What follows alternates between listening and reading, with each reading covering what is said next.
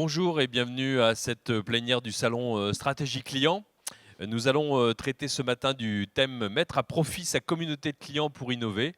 Mon nom est Thierry Spencer, je suis l'auteur du blog Sens du client. Je vous invite pendant cette conférence à envoyer, comme vous voyez sur les écrans qui se trouvent de part et d'autre de cette salle, à poser toutes vos questions par SMS au 06 95 15 15 51 ou tweeter avec le hashtag qui s'affiche également sur votre écran. Les questions s'afficheront directement ici sur ma tablette et je pourrai les poser aux intervenants. Alors en guise d'introduction et avant de vous présenter nos invités ce matin, j'aimerais avec vous partager un certain nombre de chiffres sur notre sujet. Je sais que vous êtes très friands d'apprendre et de connaître un petit peu mieux le sujet. Je sais que certains d'entre vous sont déjà très engagés dans l'innovation ouverte. Et à propos d'innovation ouverte, justement, j'ai une étude ici sous les yeux qui a été publiée il y a quelques mois par le MEDEF, l'Observatoire de l'innovation ouverte, qui dit que 24% seulement des entreprises françaises sont matures en matière d'innovation ouverte. Alors vous avez un échantillon de ces 24% ici invités ce matin qui vont témoigner. Une autre étude très intéressante d'IBM que vous connaissez peut-être, qui s'appelle IBM, le client directeur général, un de mes sujets fétiches, qui nous dit qu'aujourd'hui, 46% des dirigeants d'entreprises envisagent de collaborer davantage avec les clients. Et à horizon 3 à 5 ans, cette proportion passe à 90%. Donc vous voyez que le client fait son entrée dans les entreprises sur le sujet de l'innovation. Mais revenons à l'innovation ouverte et un autre chiffre de l'université de Berkeley qui a fait une étude approfondie sur les pratiques d'innovation ouverte et qui nous apprend que les parties prenantes principales sont d'abord les employés, ensuite les clients eux-mêmes, et puis les fournisseurs et même jusqu'aux concurrents qui participent comme partie prenante au phénomène d'innovation ouverte. Alors, du côté des clients, une étude de l'Observatoire CTLM de 2013 qui avait traité de ce sujet, autant d'études qui sont téléchargeables gratuitement sur Internet. 74% donc des consommateurs sont prêts à participer à l'élaboration de nouveaux produits ou services avec les marques. Et enfin, un autre chiffre d'une étude que je vous recommande de télécharger parce qu'elle est très complète, elle date de l'été dernier, en plus elle a été payée avec nos impôts, ce qui est plutôt un très bon usage. Une étude donc du ministère de l'économie sur les pratiques participatives des Français et qui nous apprend que 24% des Français ont déjà échangé avec une marque, un produit ou un service par le biais d'une plateforme. Donc vous voyez que c'est une pratique qui se développe, qui commence à être ancrée dans les usages des clients. Et puis 20% des consommateurs français ont déjà voté pour sélectionner un projet proposé par une entreprise. Et enfin, dernier chiffre, 19% donc, des Français ont déjà participé en tant que consommateurs à la conception d'un produit ou d'un service. Voilà une étude TNS Sofres 2015 à télécharger sur le site du ministère de l'économie. Alors, je vais souhaiter la bienvenue donc à nos invités ce matin, à nos témoins. À ma gauche, Marianne Labo, qui est Business Segment Manager and Project Leader chez Michelin Solutions, Nelly Brossard, qui est directrice marketing de la Maïf, et David Montserrat, qui est directeur du Startup Programme chez Butagaz. Alors, première question à vous, Madame Labo. Donc, le groupe auquel vous appartenez a une très forte notoriété. Tout le monde connaît Michelin, bien entendu. Et j'aimerais que vous nous donniez quelques repères au sujet de Michelin, mais de votre entité Michelin Solutions pour qu'on en fasse un petit peu plus connaissance. Bonjour Thierry, bonjour à tous. Donc effectivement, le groupe Michelin, c'est une très forte marque. C'est 102 000 employés dans le monde, un chiffre d'affaires de 21 milliards d'euros. Et on est présent dans 170 pays commercialement. C'est un budget de R&D également de 700 millions d'euros. Donc voilà pour quelques chiffres sur le groupe Michelin. Ce qu'on trouve aussi chez Michelin, c'est que on veut passer de la vente d'un produit à la vente de l'usage du produit. Et c'est notamment grâce à l'entité de Michelin Solutions où l'on va trouver ces nouvelles offres de services qui sont offerts à nos clients, des clients transporteurs en poids lourd et essentiellement aujourd'hui.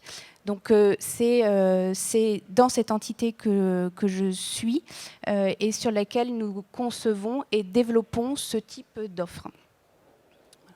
Merci pour cette présentation. Alors, votre voisine Nelly Brossard, vous êtes la nouvelle directrice marketing de la Maïf. La Maïf est un champion de la relation client depuis 10 ans, en tête du podium Tennes Sofres Bearing Point pour la qualité de sa relation dans le domaine des assurances, jamais détrôné depuis la création de ce prix. Est-ce que vous pourriez vous présenter et nous présenter aussi votre société ? Bonjour à tous. Donc effectivement, je suis arrivée depuis janvier 2016 au sein de la Maïf.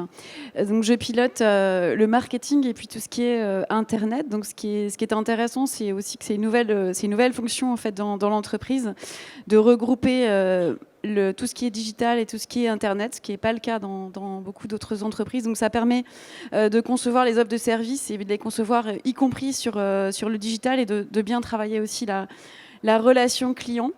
Parce qu'effectivement, la Maïf est champion de la relation client, donc je vais expliquer pourquoi. Donc la Maïf, en quelques mots, vous la connaissez tous. C'est une vieille maison puisqu'elle date de 1934, donc elle a été créée pour les instituteurs et pour avoir une solution d'assurance pour cette communauté. C'est aujourd'hui, ça s'est ouvert progressivement en fait vers d'autres populations. Donc aujourd'hui, c'est ouvert à tous. Ça, tout le monde ne le sait pas forcément. Donc on ne sait pas que pour les instituteurs aujourd'hui. Donc il y a plus de 3 millions de clients, 3,4 millions exactement. Un chiffre d'affaires de 3 milliards d'euros. Donc c'est aujourd'hui un acteur, c'est le 5e assureur dommages en France. Donc c'est un acteur très important sur ce marché. Ce qui est important, effectivement, Thierry l'a dit, c'est la relation client. Donc, on a dans l'ADN de la Maïf des points qui sont extrêmement importants sur la notion de confiance et une relation client qui est basée sur la fidélité très forte.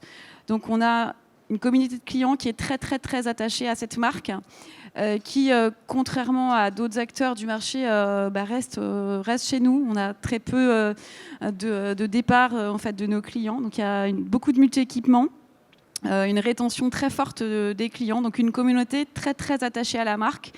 Et ça vient de cette confiance et de ce relationnel extrêmement clé, extrêmement fort dans nos produits. On a des produits et des services extrêmement couvrants sur le marché, où en fait on essaye de répondre et de toujours apporter une solution aux clients. Donc en cas de sinistre, ce sont des choses qui sont extrêmement clés sur notre métier. Donc ce qui explique ce prix de la relation client et cette intensité de relation très forte.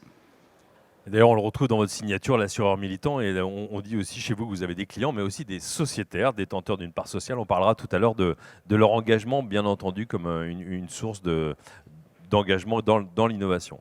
Alors, David Monserand, vous êtes l'ex-directeur des ventes, devenu directeur du Startup Programme de la société Butagaz. Est-ce que vous pourriez nous présenter votre société ? Oui, bonjour tout le monde. Alors en termes de notoriété, Butagaz, c'est pas mal non plus.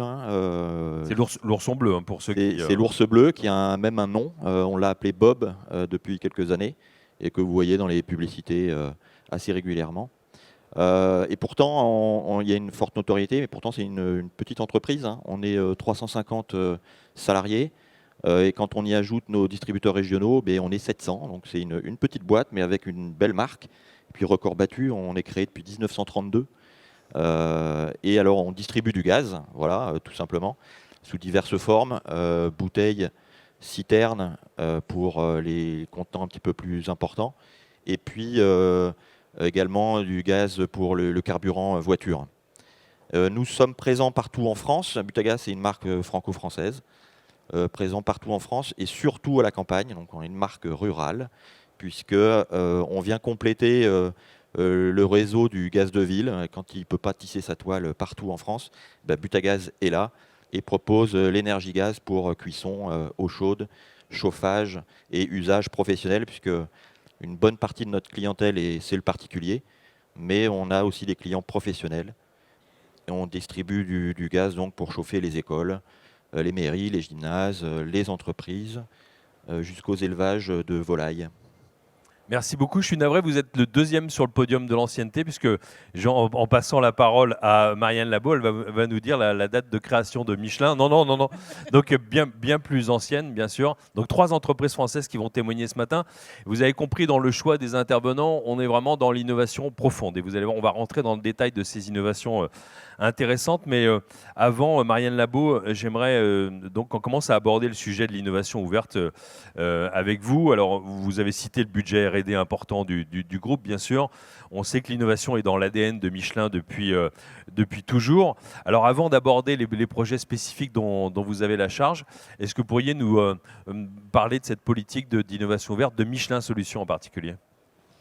Oui, effectivement. Donc, dans le périmètre de Michelin Solutions, évidemment, on s'appuie sur la R&D du groupe Michelin, notamment pour toutes les innovations qui vont tourner autour du pneumatique. Par exemple, l'identification du pneumatique via la RFID, par exemple, des capteurs de pression pneumatique. Donc ça, on va véritablement s'appuyer sur la R&D du groupe, et également sur la connaissance des véhicules et sur notre capacité d'analyse de données qu'on peut avoir dans notre centre de technologie. Notre deuxième source d'innovation, c'est de s'appuyer sur un écosystème de partenaires. Et donc, on ne travaille pas uniquement Michelin tout seul, mais on travaille également avec un certain nombre de partenaires qui sont spécialisés dans leur domaine, sur la télématique, par exemple, ou sur des objets informatisés pour faire un suivi précis de l'usure des pneumatiques. Donc voilà, donc on a 2 sources véritablement d'innovation, à la fois en interne chez nous et avec des partenaires, et également avec nos clients, puisqu'on les interroge très très régulièrement. Voilà, d'où le sujet d'aujourd'hui. Alors, Nelly Brossard, vous êtes directrice marketing de la Maïf. Alors, je comprends au travers de votre présentation que la Maïf, c'est de fortes racines, une histoire qui a été portée par une communauté. Hein. Je rappelais ce slogan, cette signature d'assureurs militants. C'est une communauté forte qui est dans l'économie sociale. Est-ce qu'on peut dire que vous aussi, eh bien, cette collaboration avec le client, l'appel à la communauté est dans l'ADN de la Maïf ? Oui, complètement. En fait, donc la Maïf s'est créée autour d'une communauté, pour cette communauté, avec un modèle mutualiste extrêmement fort. Donc, effectivement, vous l'avez dit tout à l'heure, on n'a pas des clients, on a des sociétaires qui sont assureurs assurés, donc qui sont au cœur de la communauté. Et on retrouve les militants donc, qui accompagnent cette structure mutualiste. Donc on les retrouve à tous les niveaux de l'entreprise et ils sont aussi sociétaires. Donc on les retrouve puisqu'ils sont y compris au conseil d'administration de l'entreprise et ils sont aussi là dans ce qu'on appelle les délégations, donc nos centres d'accueil clients, pour accueillir les nouveaux sociétaires. Donc il y a 800 militants qui sont là aussi. Donc on a cette communauté qui est vraiment au cœur de la relation et au cœur de l'entreprise et qui effectivement nous aide tous les jours à bâtir nos offres, nos services. Et c'est vraiment le fondement en fait de l'ADN de l'entreprise. Vous allez voir effectivement que les 3 intervenants ce matin ont 3 chemins différents vers l'innovation. Et quant au vôtre, David Monsrand, donc chez Butagaz, vous avez créé le Startup Programme, qui est en fait le point de départ de vos initiatives d'innovation. Alors parlez-nous de la genèse de ce programme qui a conduit à une innovation. Alors chez Butagaz, on a également une culture d'innovation assez présente, puisqu'on sort régulièrement des produits destinés à vendre plus de gaz. Donc on a été très fort sur les emballages, puisqu'on a amélioré, on a permis d'enfouir la citerne dans les jardins. On a sorti le cube pour les petits emballages cubiques pour les barbecues, très pratiques, ou les cuisines. La Viséo, la bouteille le plus légère.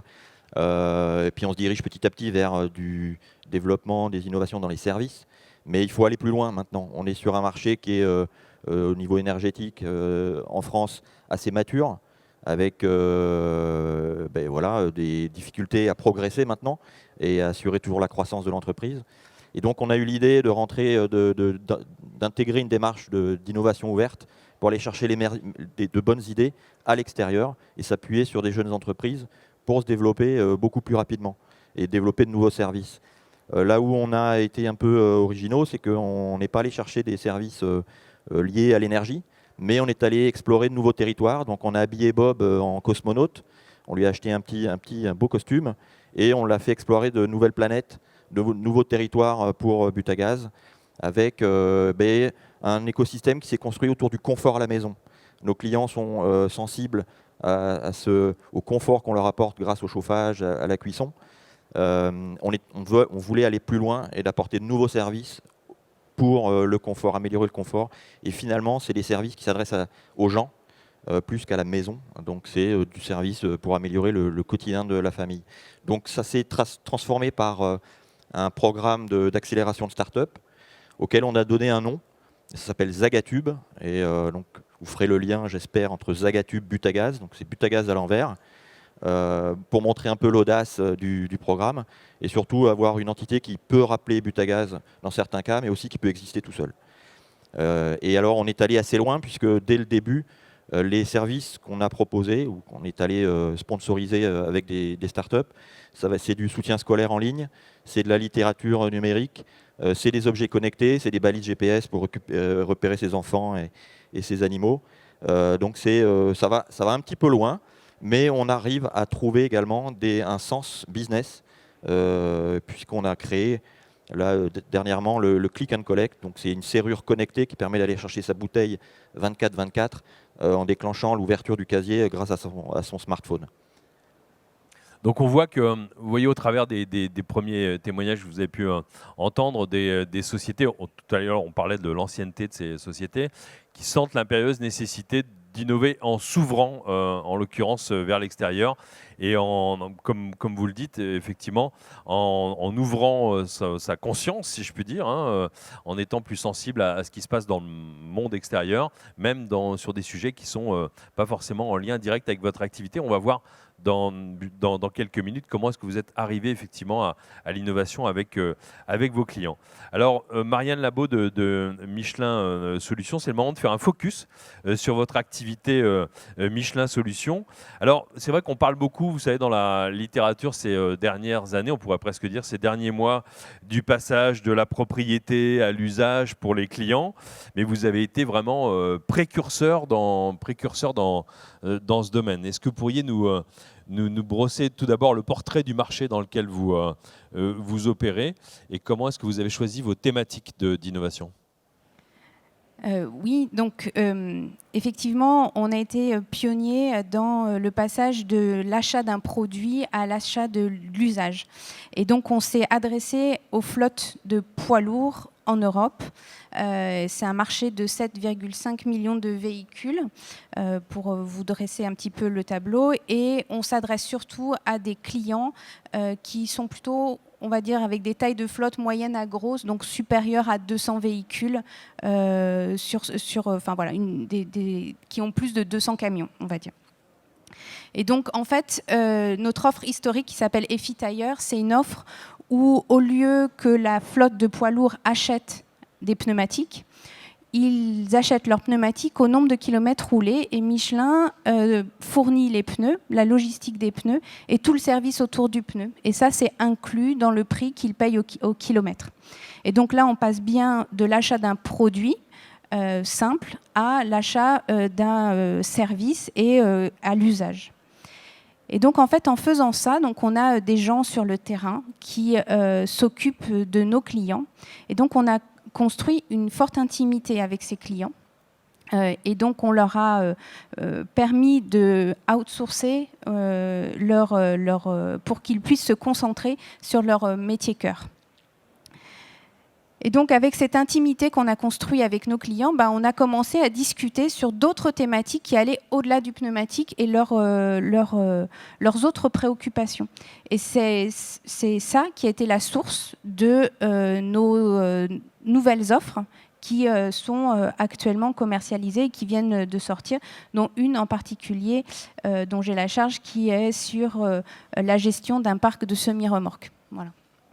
On rentrera dans le détail dans quelques instants de cette offre. Alors, on est dans l'actualité avec vous, Nelly Brossard, puisque vous avez lancé il y a quelques jours, le 9, c'est ça ? Le 8. Le 8, pardon, le 8 avril, un nouveau service pour vos clients sociétaires qui s'intitule Coach Auto. Alors, c'est un service qui a été co-construit avec des clients qui sont acheteurs ou vendeurs de véhicules d'occasion, c'est bien ça. Est-ce que vous pourriez nous parler du chemin qui a été emprunté pour arriver à cette innovation ? En fait, oui. Donc ça s'appelle le Coach Auto. Donc c'est dédié en fait à sécuriser l'achat ou la vente. Donc soit je suis acheteur, soit je suis vendeur d'un véhicule. Donc on reste dans l'univers de la voiture et de l'auto. Et donc c'est parti effectivement d'une co-création avec nos sociétaires. En fait, on a un blog, la Maïf, qui est là qui est utilisé pour interroger et échanger avec nos sociétaires en permanence. Et donc, on leur a demandé il y a quelques mois, est-ce que la problématique d'achat ou de vente d'un véhicule d'occasion est pour vous quelque chose qui est... est-ce qu'il y a une problématique ? Est-ce que c'est simple ? Est-ce que c'est sécurisé ? Donc, on leur a posé tout un tas de questions sur ce blog. Et on a vu, en échangeant avec nos sociétaires, qu'il y avait un réel souci de sécurisation, que l'on soit acheteur d'un véhicule d'occasion ou vendeur. Donc il faut savoir juste aussi, c'est important de se resituer dans le contexte. Aujourd'hui, il y a 7 véhicules sur 10 qui sont vendus entre particuliers au niveau des véhicules d'occasion. Donc c'est un vrai marché important. On sait aujourd'hui que l'occasion, c'est la majorité des transactions en France. On achète très tardivement sa voiture neuve. C'est 54 ans la première voiture neuve en moyenne d'achat, donc c'est tard. Donc l'occasion, c'est le vrai sujet. Et il y a beaucoup de problèmes, en tout cas, ils existent, mais il y a aussi des craintes sur tout ce qui est transaction, sécurisation de la transaction. Donc le but de ce service, c'est d'offrir toute une palette de services avec notre écosystème Maïf pour sécuriser en fait cette transaction. Donc sécuriser le paiement, avoir un expert qui vient vérifier la voiture, pouvoir faire laver sa voiture, donc avec évidemment des réductions et des avantages pour le sociétaire. Donc l'intérêt, c'est d'avoir posé cette problématique, vu qu'il y avait un réel besoin, échanger avec les sociétaires pour voir un peu quels étaient les services qui étaient les plus criants et les plus saillants et les plus importants. Et une fois qu'on a fait ça, donc on a fait une petite équipe en mode agile, et en 3 mois, avec l'équipe et avec les sociétaires, on a bâti le service que vous pourrez aller voir sur le web, donc qui s'appelle Coach Auto, et qui donc permet que l'on soit acheteur ou vendeur d'être complètement sécurisé dans sa transaction et accompagné. En fait, c'est vraiment un service d'accompagnement. Donc ce qui est intéressant, c'est de faire appel à la co-création, de co-créer ensuite et de sortir très très vite, puisque 3 mois c'est très rapide, un service et qui celui-ci aussi s'enrichit encore chaque jour, puisque tous les jours il y a des remontées aussi de nos sociétaires, et en fait on va continuer à ajouter des services. Donc il y a un produit minimum qui est sorti donc là le 8, et on va continuer à l'enrichir et continuer à améliorer le parcours client.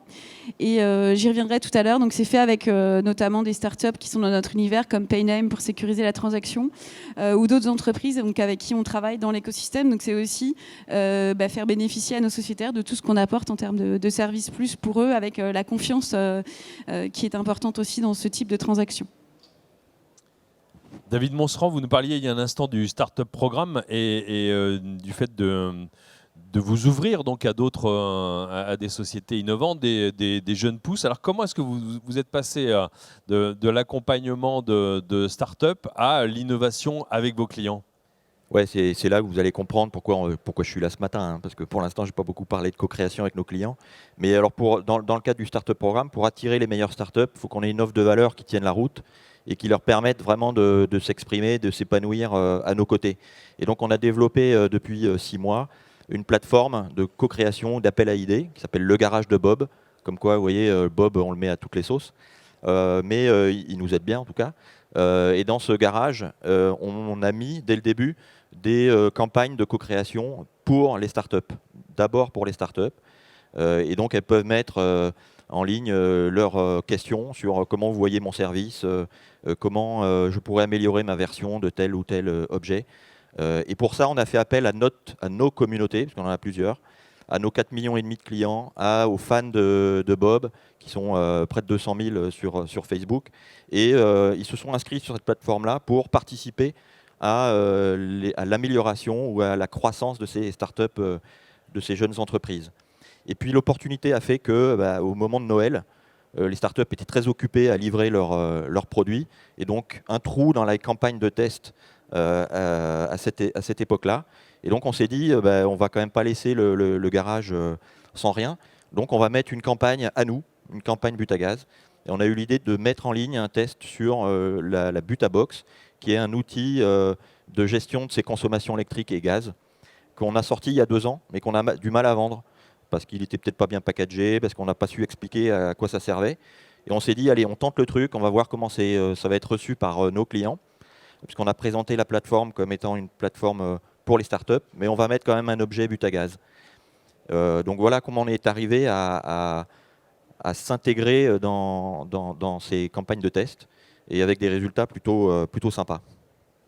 Donc c'est presque un accident, mais enfin, c'est arrivé naturellement parce que vous étiez mature dans la constitution. Voilà, on sentait que la plateforme réagissait bien, les communautés étaient vraiment intéressées, avec des retours quali, donc allez, on tente le coup.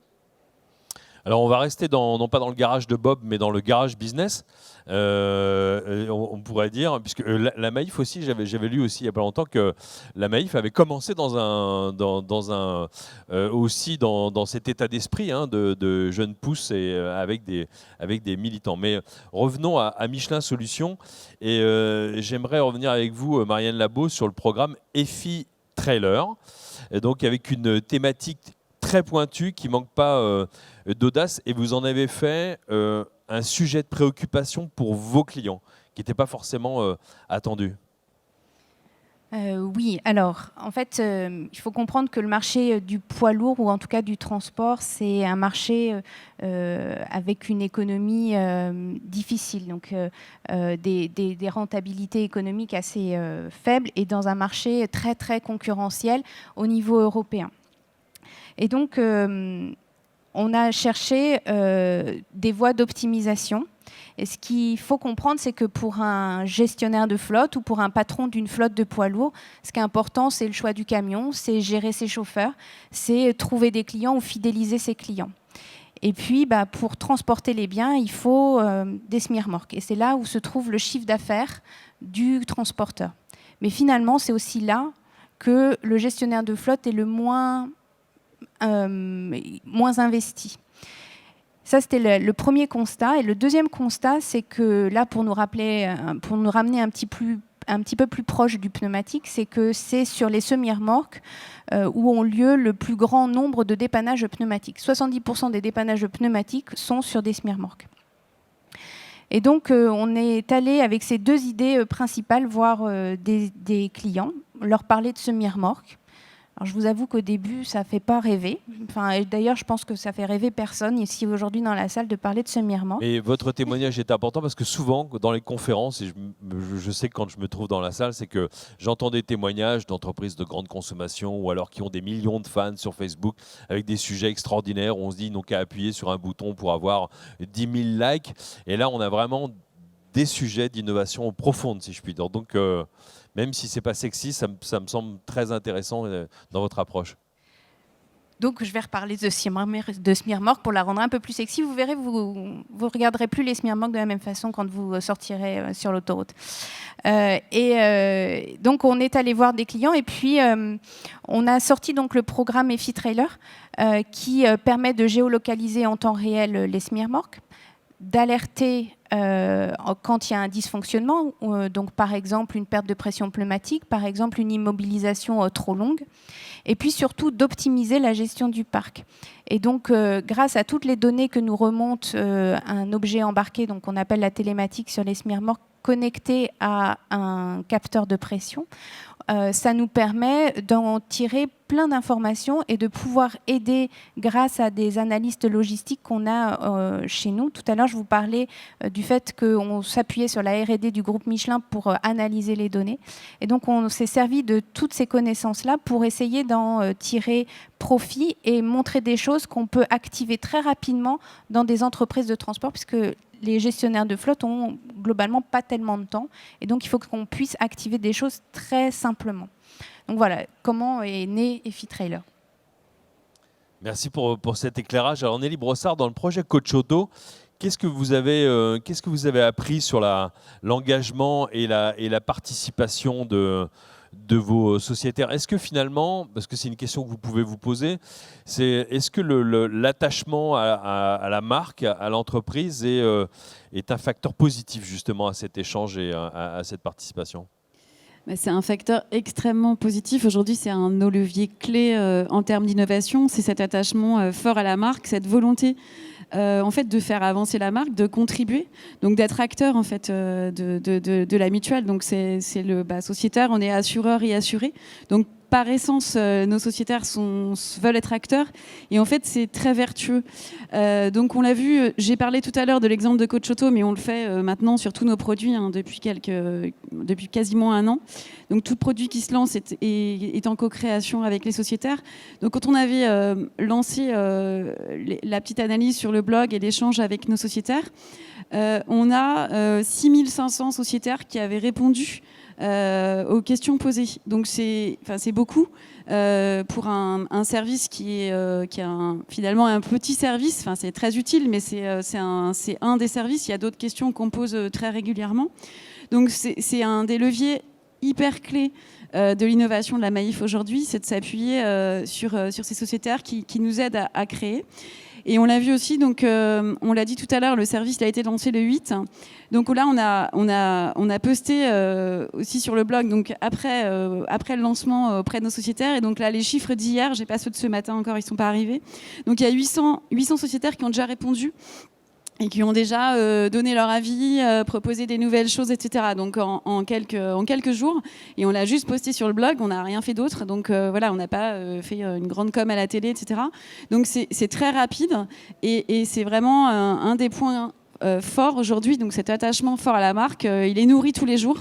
Il est nourri d'actions, d'actes quotidiens et cette co-création est très très clé pour faire évoluer les offres et pour qu'elles correspondent aux attentes et aux besoins des sociétaires chaque jour.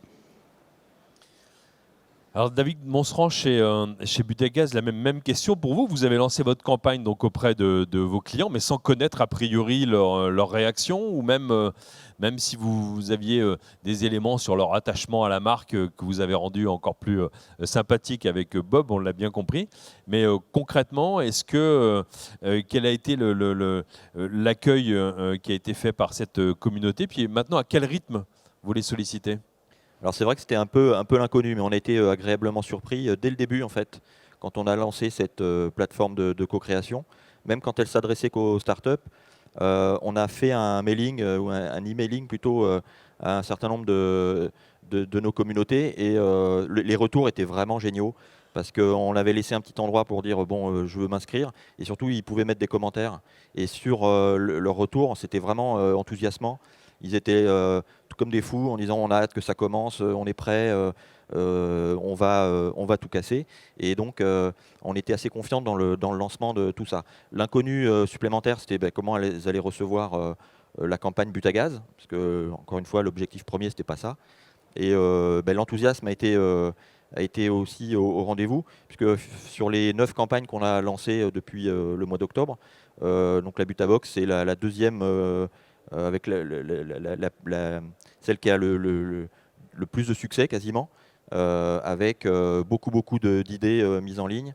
Et surtout, on a laissé la possibilité aux plus actifs des contributeurs de tester cette box chez eux. Donc on leur a livré la box, ils l'ont installée, et on leur a vraiment mis l'outil clé en main pour qu'ils puissent s'exprimer réellement sur l'usage, ce qui nous intéressait beaucoup. Et à partir de là, ça s'est un petit peu emballé avec beaucoup de retours sur la facilité d'installation, l'usage, à quoi ça sert, le design, etc. Donc là, par contre, on n'a pas pu faire un test à grande échelle, hein, puisque bon, c'est quand même un objet qui est coûteux. Donc ce sont des privilégiés, en tout cas les plus actifs, qui ont pu tester ça. Et on a maintenant là, des testeurs hyper qualifiés, c'est-à-dire que on a un échantillon de focus group extrêmement qualifiés là, qui sont capables maintenant de répondre à plus de questions qu'on va pouvoir leur poser sur ce genre de service. Alors sur la fréquence, je ne peux pas encore vous répondre. On va voir aussi en fonction des projets de start-up qui vont, parce que c'est d'abord priorité aux start-up. On va tester Payname d'ailleurs dans 3 semaines sur leur nouvelle banque en ligne. De quoi s'agit-il? Est-ce que vous pourriez nous en dire plus justement? L'un ou l'autre? Sur Je connais Payname. pas bien. Oui, sur Payname. Payname, c'est une solution de paiement entre particuliers. Donc, ils sont très, très présents sur tous les plateformes collaboratives où un particulier paye un autre particulier pour un service.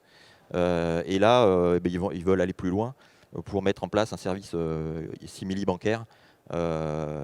Ils ont un agrément bancaire. Donc, en 18 mois, ils ont eu un agrément bancaire. Donc, comme quoi, c'est possible. Parce Voilà, que ça peut paraître une barrière à l'entrée énorme. Donc, c'est important de le dire. Hein. Donc ça, c'est un beau service à tester en tout cas. Donc priorité aux startups d'abord, et on alimentera entre tous ces projets de nouvelles offres but à gaz ou de nouveaux services but à gaz pour entretenir, pour que ça nous serve toujours autant. On ne va pas s'affranchir non plus des focus group parce que c'est utile aussi, mais c'est un élément supplémentaire dans nos campagnes, dans nos offres marketing pour mieux connaître leurs attentes. Donc vous avez ici deux exemples, effectivement, avec une communauté qui est engagée, très attachée à la marque, et puis une communauté qui est sollicitée et qui répond favorablement. De quoi donner raison à l'étude que je citais en introduction, qui vient de l'Observatoire CTLM, disant que 3 Français sur 4 sont prêts à participer à l'élaboration de nouveaux produits ou services avec les marques.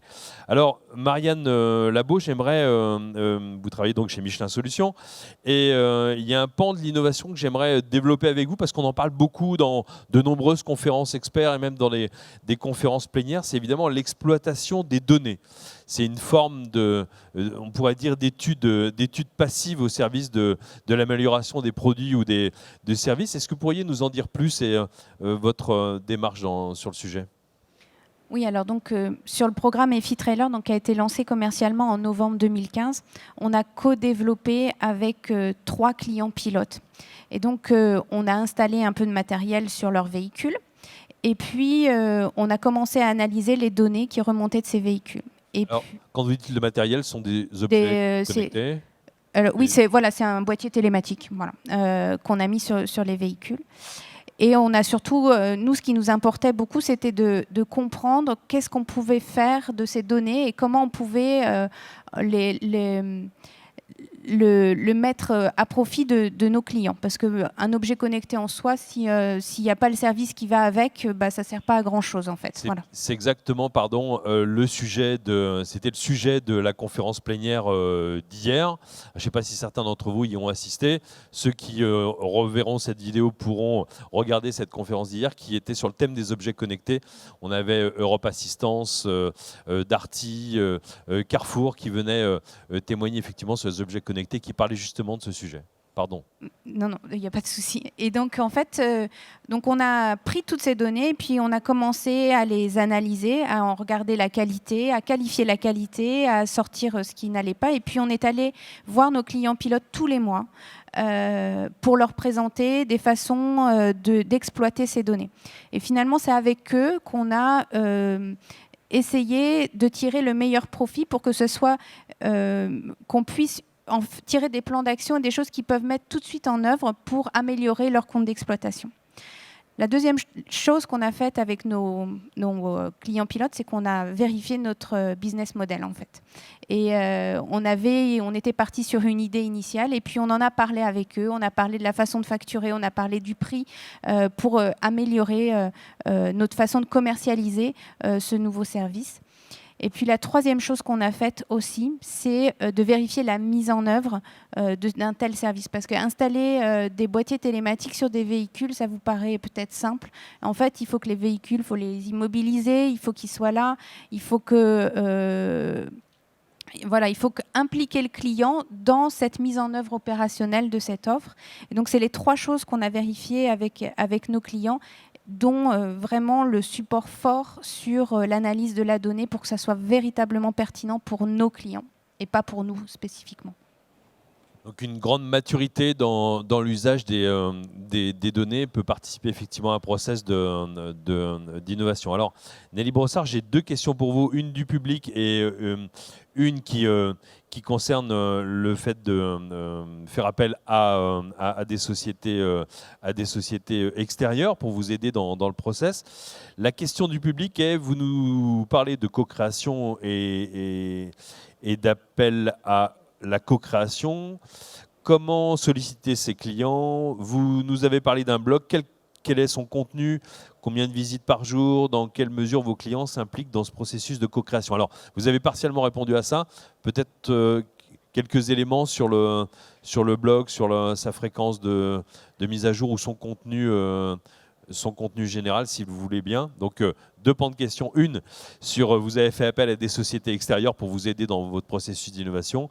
Et 2, un focus sur le blog pour répondre à la question d'un participant dans la salle. Donc sur la première question, sur les sociétés extérieures, en fait, on est en train de bâtir tout un écosystème avec des startups de l'éco-collaborative ou des startups plus globalement.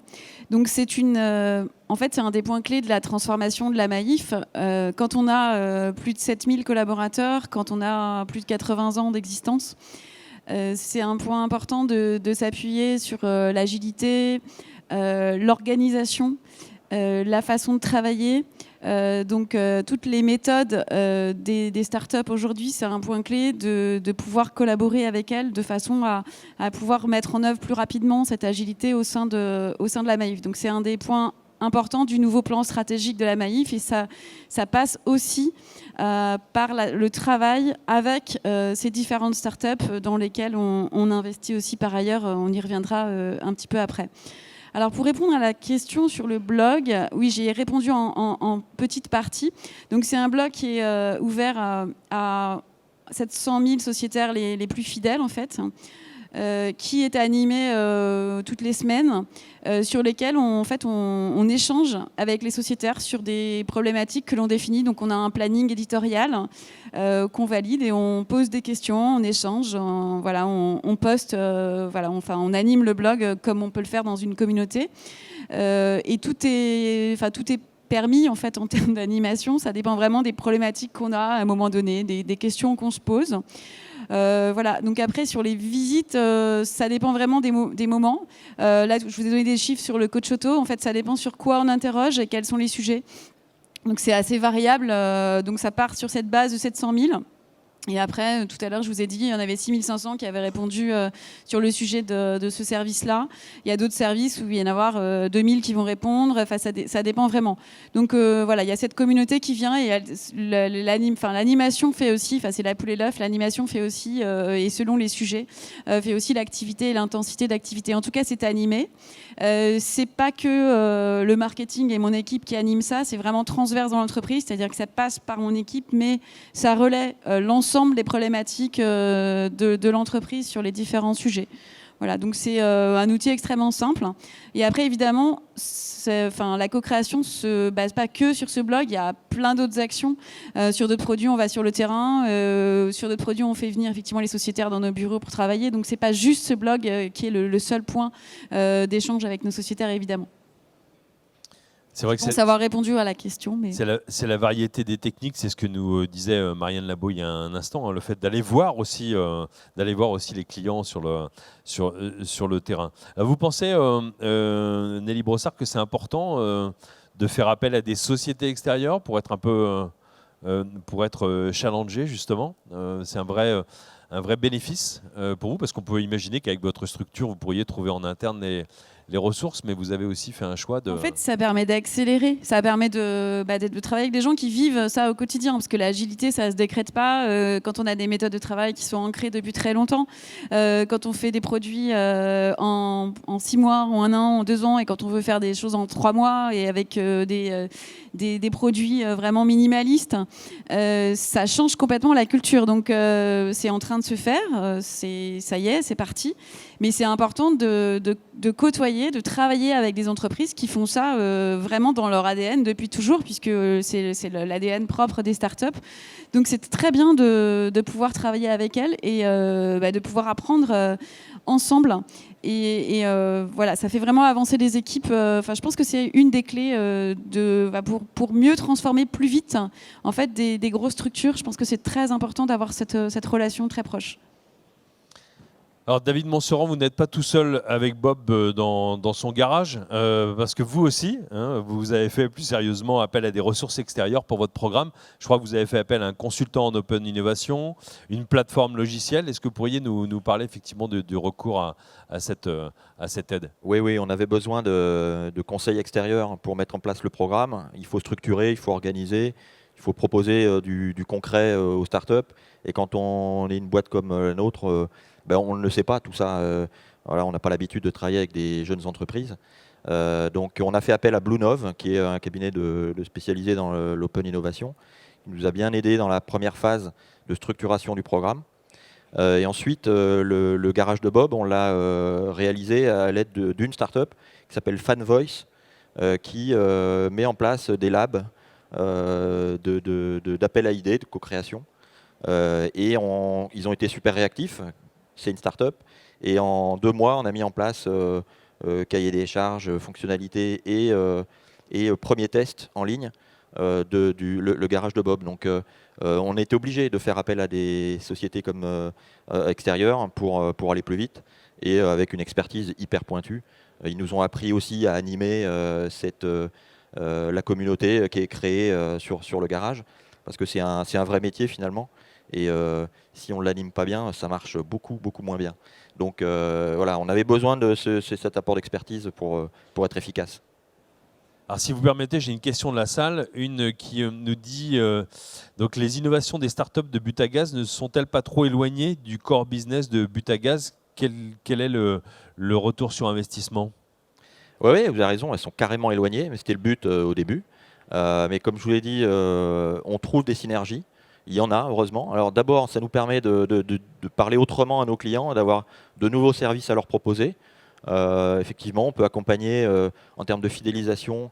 Vous répondez à notre enquête de satisfaction, on vous offre 3 mois d'abonnement à YouBooks, qui est la librairie numérique. Voilà, c'est des petits cadeaux, des petits goodies qui font plaisir et qui sont autre chose que juste un remerciement de la part de Bob. Donc ça, c'est une première part. On a des vraies synergies avec certaines de ces startups. Je vous parlais de la serrure connectée avec The Keys. Donc on a co-développé, grâce à leur techno, un nouveau canal de distribution de bouteilles. C'est quand même pas rien pour nous. Donc le click and collect, une appli, une bouteille dans un casier, on y accède 24/24. Maintenant, fini le problème du barbecue qu'on ne peut pas faire le dimanche midi parce que toutes les stations-service sont fermées. Il suffit de réserver sa bouteille sur son appli, on va la chercher avec une clé numérique, on accède à sa bouteille. Donc ça, c'est les premiers exemples. On va en faire beaucoup d'autres, on espère. Et en tout cas, on choisit les startups avec le potentiel qu'elles peuvent avoir en termes de synergie avec nous, bien entendu. Et puis un volet investissement aussi, qui n'est pas systématique, mais qui est possible, où on participe à la croissance de ces entreprises pour avoir un effet de levier à 3-5 ans. C'est vrai que Nelly Brossard parlait de culture, d'évolution de la culture. Et peut-être pour compléter votre réponse, trop souvent dans les entreprises, et j'ai travaillé dans de nombreuses entreprises aussi, on est dans son secteur d'activité. On ne voit que son secteur d'activité, on ne voit que ses concurrents directs, on en oublie ses concurrents d'expérience. Et même dans une démarche d'innovation, c'est bien d'aller voir d'autres sociétés qui font des choses radicalement opposées à ce que vous faites aussi pour apprendre. Voilà, c'est un moyen de détecter les tendances de consommation. Nous, on ne voit pas forcément, et il ne faut surtout pas se laisser prendre de vitesse. Et donc, de travailler avec des startups qui travaillent en B2C, comme nous, qui peuvent tester de nouveaux canaux de paiement, de distribution. C'est hyper intéressant et enrichissant pour nous. D'ailleurs, en interne, on a mis un programme de parrains et de marraines qui coachent ces startups-là, et ça leur permet d'être acculturés un peu à cette dynamique et à ces nouvelles tendances de conso. Oui, donc c'est inclure les collaborateurs à cette démarche d'innovation et pas la réserver à quelques personnes qui gèrent ce programme. Là aussi, c'est un effet d'opportunité. On a vu vraiment qu'il y avait un intérêt à faire participer les collaborateurs. Alors Marianne Labo, vous évoquiez à l'instant les pilotes chez certains de vos clients sur tout le territoire européen. Quels enseignements vous avez retenus de cette phase de pilote et globalement, qu'est-ce que vous avez retenu de la sollicitation de votre communauté de clients? Bon, écoutez, la démarche est véritablement concluante, hein, puisque ça nous a, c'est une démarche qu'on souhaite pérenniser. Donc, dans tous les nouveaux lancements de nouvelles solutions, on repassera par des phases pilotes à chaque fois pour aller interroger nos clients.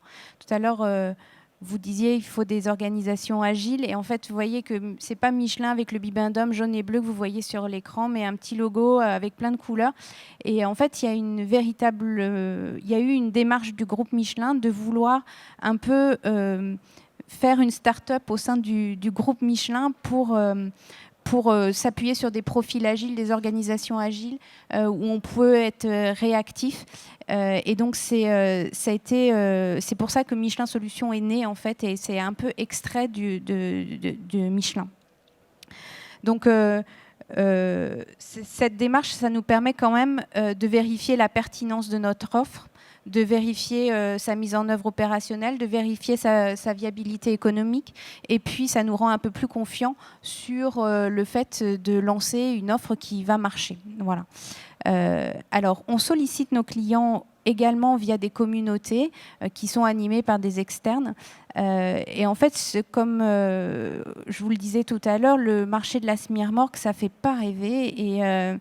Et en fait, quand on les sollicite sur des sujets comme ça, on a un taux de réponse qui est assez faible. Et donc, on privilégie des entretiens qualitatifs avec eux sur des sujets spécifiques où on va vraiment dans le détail avec eux. Donc, c'est pas quanti. C'est du véritable qualitatif avec eux. Mais dès qu'on aborde des sujets qui sont plus tendances, je ne sais pas moi, l'aérodynamique, la réduction de la consommation de carburant, là, on va avoir des taux de retour qui sont beaucoup plus intéressants et qu'on peut mettre à profit pour déterminer ou choisir d'autres thématiques de solutions qu'on souhaiterait développer. Ce que je comprends dans votre témoignage, c'est qu'effectivement, il faut aussi éveiller la conscience de ses clients et puis pas forcément rester dans cette facilité, parce qu'on sait qu'il y a des sujets, hein, comme vous le dites, il y a des sujets qui sont plus faciles, dont on parle plus facilement, et votre démarche d'innovation profonde, et c'est ce que faisait remarquer quelqu'un dans la salle, c'est bien le fait de mixer des moyens, hein, d'aller au-delà d'une sollicitation à distance, d'aller les voir, faire des focus group, c'est bien ce mélange. Oui, c'est ça. En fait, on a pris le parti, donc je vous l'expliquais tout à l'heure avec EFI Tailleur, on a une intimité avec nos clients puisqu'on est sur le terrain avec eux.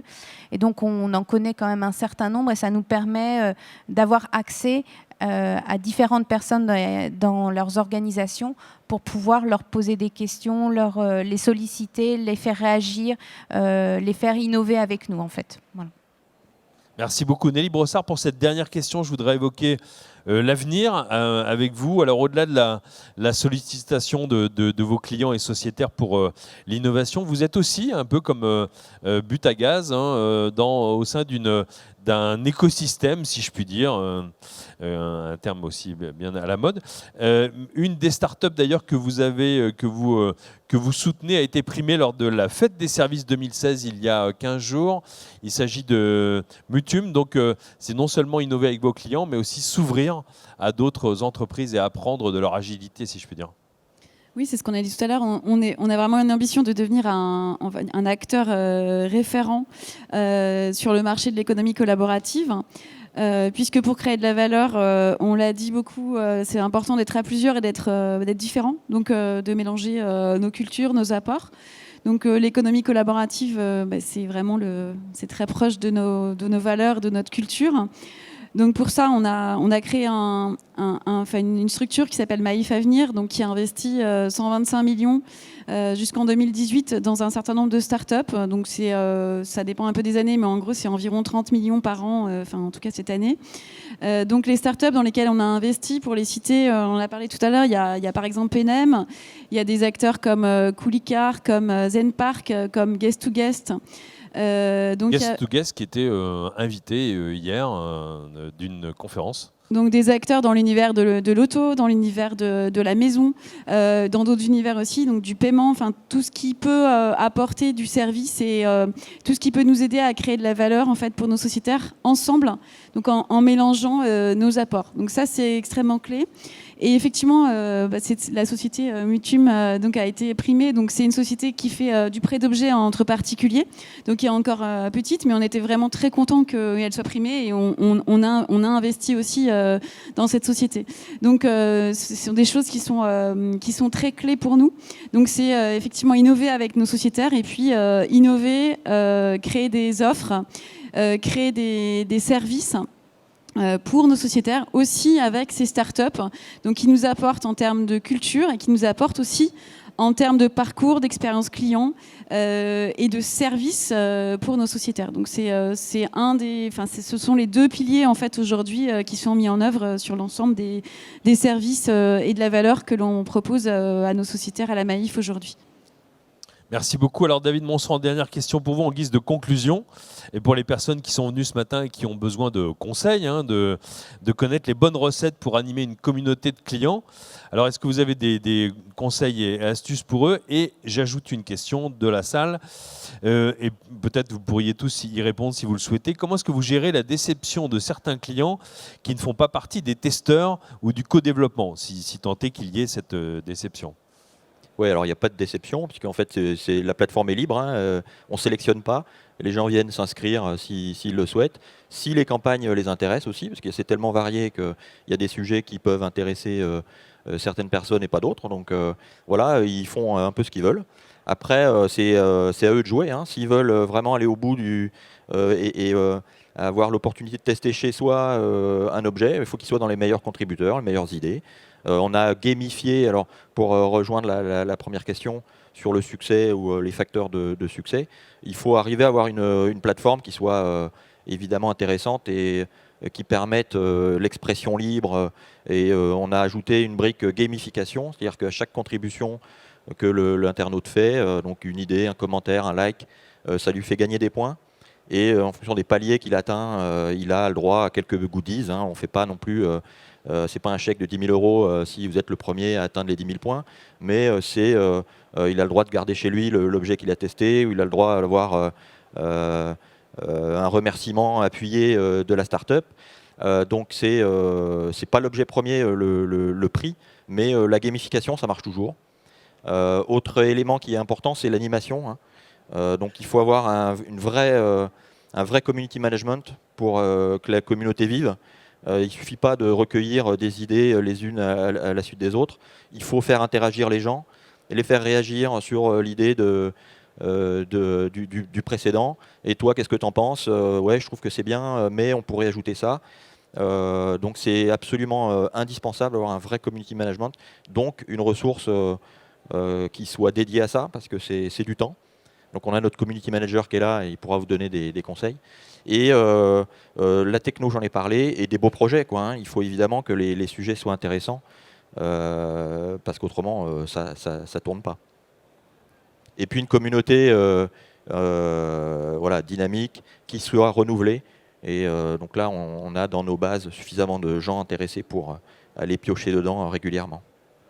Merci beaucoup. Donc, vous avez bien compris aujourd'hui sur le sujet de mettre à profit sa communauté de clients pour innover. Donc, avoir des méthodes pour favoriser l'engagement, faire preuve d'ouverture jusqu'à effectivement solliciter et s'intéresser à des entreprises en dehors de son business. Faire appel aussi à des spécialistes pour vous aider.